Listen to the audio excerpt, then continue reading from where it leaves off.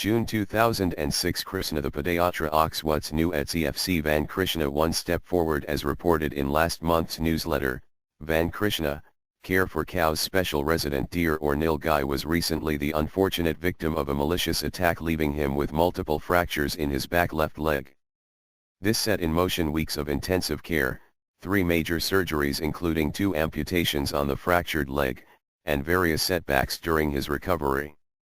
Van Krishna's trial continues with another roller coaster month of events, fortunately ending on a high. 1 week after the second amputation Van Krishna was faced with yet another setback when the suture line broke down, as was the case after the first amputation. This time however the skin didn't slip all the way back up his leg, and Dr. Karan, adamant to save him from further major surgery, performed a local procedure at the Goshala, suturing the edges of the peeled back skin to the flesh in the hope it would stay in place and stop slipping back further. She then began treating the mass of exposed tissue at the bottom of the stump as an open wound.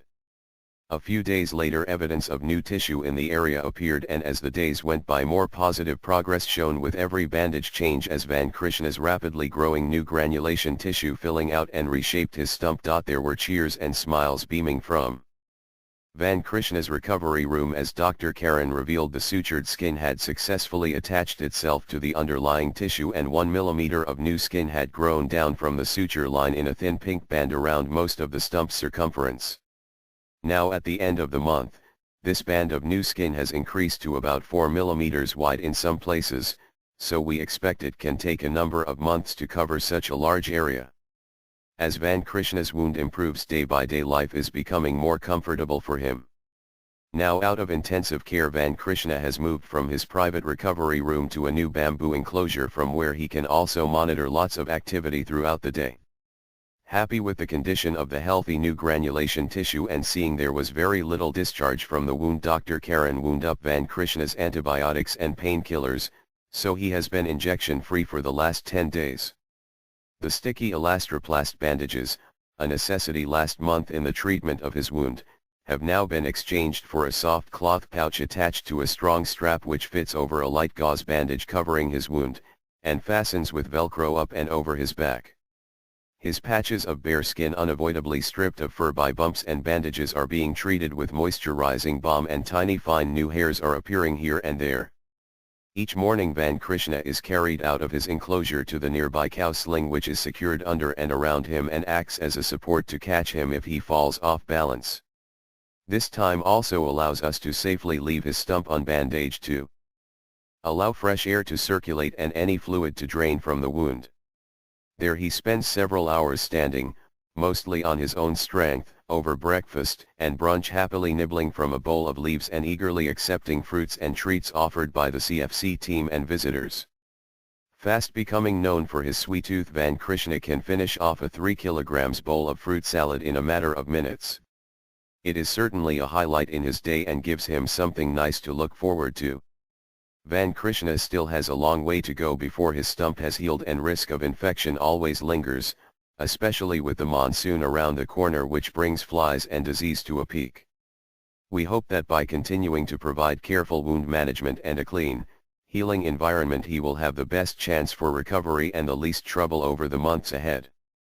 Krishna. In the fall of 2001 the Padayatra came to Vrindavan to conduct the Vraja Mandala Parikrama, and during their stay we often visited their camp to admire the bulls. The most impressive of the lot was Krishna, the black and regal veteran who had circumambulated India twice during his 10 years on the road. His massive horns were almost perfectly symmetrical, and when he held his head up, their tips rose to a height of 7 feet. Though gentle, when he wanted to be left alone, he would cock them threateningly to distance all irritating admirers. At the end of the Parikrama, H.H. Lokanath Swami, Istadev Dasa, and Sanak Sanatana Dasa discussed the possibility of retiring Krishna in Vrindavan. Though he was fit to pull the cart for another year, they were concerned that he might reach his limit far from an appropriate place to retire, so they decided to leave him in Vrindavan though he was still strong. When the news spread that he would be retired here, we rushed to Lokanath Swami to beg him to leave Krishna at Care for Cows. When we promised to build the majestic bull a special shed and Radhapati and I signed a document vowing to attend to his every need, Lokanath Swami happily agreed. The day the Padayatra pulled out, Krishna was disturbed to be left behind, and since I was holding his lead rope, he blamed me for his misfortune. He was attached to being with the other bulls and especially to pulling the cart of Sri Sri Nitya Rajendar. It took him a few months to settle in and he was often more than unruly. In the attempt to pacify him, we proposed to build a cart so he could do some light work as he was used to walking about 20 kilometers a day. Everyone liked the idea, so we began immediately, and on the day we finished I asked Jaya Vijaya, who had worked with Krishna on Padayatra for several years, to help us hitch him up and take him on a ride through Raman Reddy. Like in a dream, a picture arose in my mind of this noble bull, luxuriously garlanded with flowers and brass bells, strutting in royal gait down Vrindavan's main street with hundreds of admiring eyes first falling on him and then on me, perched proudly on the cart holding his reins in my left hand while showering blessings upon all with my right, much like a hero riding in procession down New York's Fifth Avenue in a stretch limo. As we led him to the harness, Krishna firmly resisted, but after Adyati's cart, accompanied by devotees and curtain Krishna 20-minute struggle, 4 of us managed to secure him. While Arjuna sat on the cart, Rama Babu walked beside him holding the lead rope, while Jaya Vijaya and I followed behind. Since Krishna was accustomed to pulling the Supreme Personality of Godhead on a teakwood intricately hand-carved cart, he did not find it becoming to pull an ordinary mortal on a puny mango wood cart fit for a horse. To demonstrate his dissatisfaction, he took off at full speed, eliciting a chorus of shouts from the 4 of us. I ran after the cart while a distressed Jaya Vijaya fell behind holding his hand on his hernia. When Krishna reached the main road, he tried to scrape the cart off on 2 of the biggest neem trees lining the road, but Ram Babu tugged the lead rope just in time to divert him. Snorting in irritation, Krishna broke into a full gallop and waved his horns wildly, threatening the opposing traffic of cars, bicycles, three-wheelers and rickshaws, sending them into a flurry. On that day Providence arranged for all reckless drivers to reap the fruit of their actions. Shouts at desperate volume warned all on the road that the bull with the most formidable horns in Vrindavan was running amok. Children squatting on the side of the road gathered their pants around their knees and scurried behind trees, in fear of their lives. A fruit vendor's metal scale with 3 mangoes clanged on the street as he frantically shoved his cart out of the way. Under a tree, a man with his face fully lathered toppled out of the barber's chair and bolted. As Krishna approached the Parikrama path, pilgrims, vegetable vendors, horse carts and 5-year-old girls carrying their infant siblings scattered in all directions. Village women dropped the loads on their head and shrieked in various high pitches, filling the ether with panic. 2 men on a motor scooter rudely dismissed lesser pedestrians and bicycles with shrill beeps and fearlessly entered the road, unaware that their superiority would too soon be foiled. Their eyes widened and their pan-stained teeth chattered as Krishna lowered his massive horns like the prongs of a forklift, prepared to scoop them in the air. They skidded abruptly and desperately dragged the scooter to safety. The cart whisked by, missing them by inches. The driver discovered he had wet his pants. As the cart sped under the Bhaktivedanta Swami gate, the veins in Arjuna's neck bulged as he alerted everyone of the danger. Rama Babu, at great personal risk, bravely ran alongside the angry bull, pulling the lead rope to break his speed. Oblivious to everything but their ears and genitals, 3 young men in a motor rickshaw meandered in the middle of the wide road, their arms extending out of the vehicle, gyrating to the rhythm of the cinema song blasting unervingly from their cassette player. On the back of the 3-wheeler was written, "King of the Road," and as the driver leaned out to proudly decorate the pavement with red slime, the corner of his eye caught the raging bull in full gallop about to overtake them. The party was over. Providence arranged to dispel the 3 princes' illusions of grandeur by having their royal conveyance sideswiped by a speeding ox cart. The initial crash silenced their song and sent the vehicle spinning. Cries and screeching tires predominated briefly before the smashed heap toppled over on its side, smoking.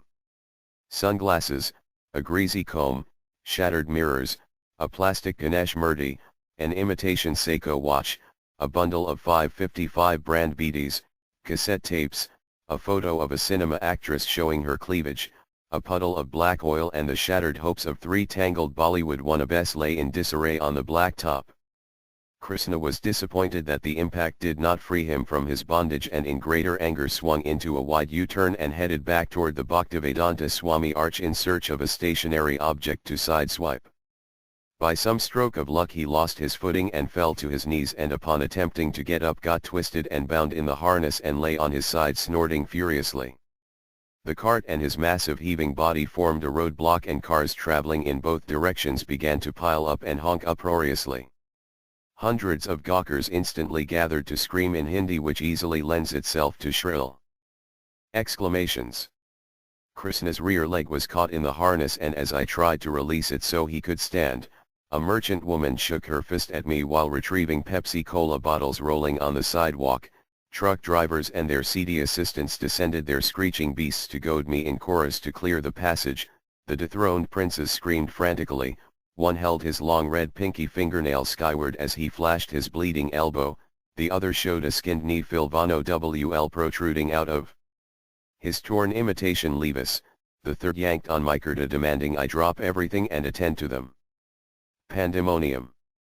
Despite the chaos we managed to get Krishna up, and with 4 hands clinching his nose harness, we slowly walked him to the Goshala while maybe 15 opportunists followed behind formulating strategies on how to capitalize on their scratches, rips, and dents. When we arrived, the cowherd men were filling the feeders with fresh grass, and after unhitching Krishna, he calmly walked over to his new shed and began devouring his share as if nothing out of the ordinary had happened. As I approached to chastise him, he dismissed my intimidating posture by closing his eyes and pointing his muzzle at me while nonchalantly munching the fresh clover. After swallowing, his penetrating gaze firmly expressed, "Did you get the message? Don't ever again try to use me to enhance your false prestige." March 2, 2004. A Frisian cow took a detour from a wedding where she was meant to be a guest of honor, wandering into a German bank where she was caught on security cameras sidling up to the tellers. A surveillance camera shows the cow, named Paula, strolling into the Sparka Savings Bank in Wunstorf, a small rural town in northern Germany.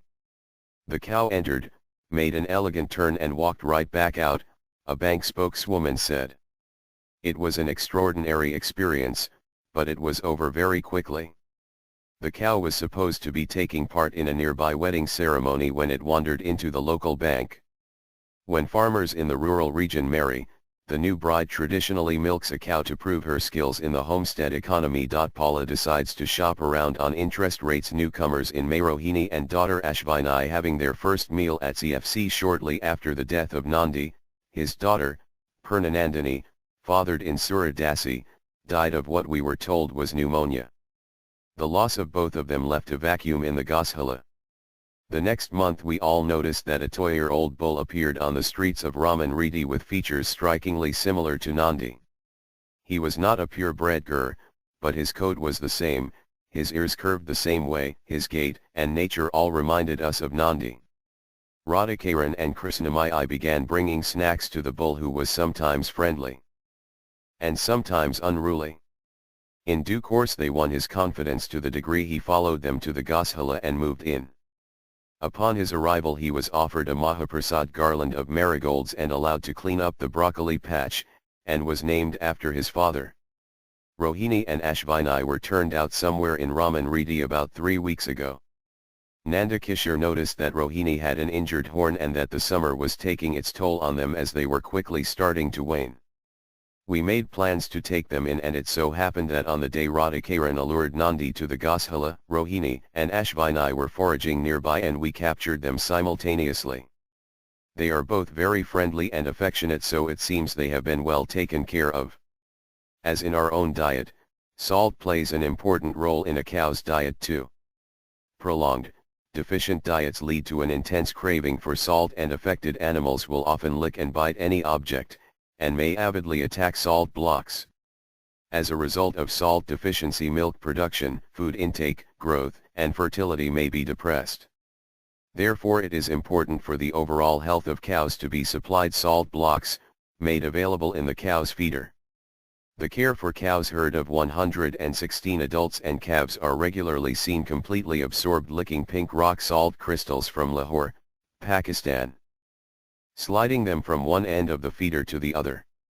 They consume 125 kgs of salt per month. Salt blocks from the flatbed rickshaw tray. The month of May brought some positive changes around the care for cows. Gossadan, our good neighbor Food for Life, wound up their 1-acre vegetable garden and moved onto their new land, leaving an ideal space for the cows' use.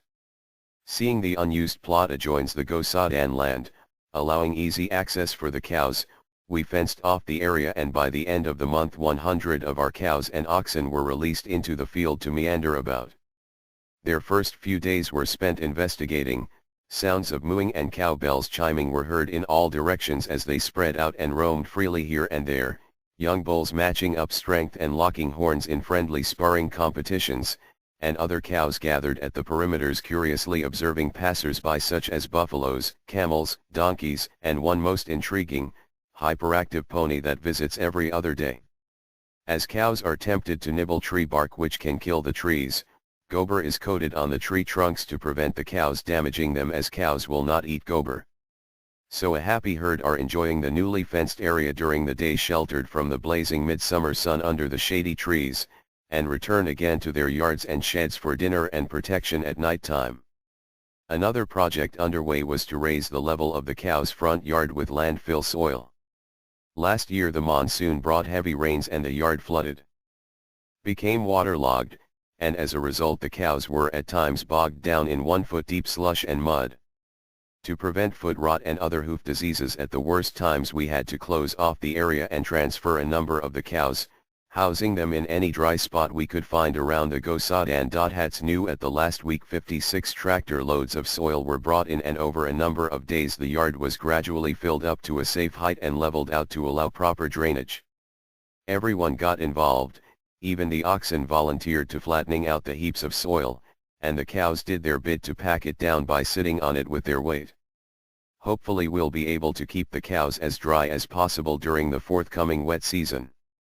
By the end of May the CFC herd had increased to 116. To cope with the extra number of residents and the quickly growing herd members, 3 spacious new feeders were constructed. All are in use and one of the feeders is already filled to capacity with orphaned calves.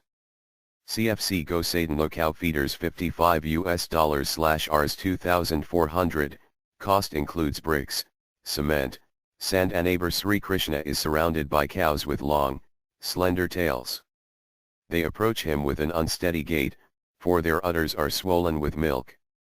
Their large eyes become glued to the lotus face of the Lord, while half-chewed tender shoots of grass remain poised on the ends of their teeth. The newborn calves remain motionless, their beauty enhanced by the milk foam flowing from their small lips and teeth, with which they had so eagerly sucked at the full udders. They cock their little ears to hear the deep, enchanting notes from his flute. The older calves, with colorful blankets around their throats and little horns emerging from their soft heads, raise their tails, butt each other, playfully gallop this way and that, and finally gather around the Lord.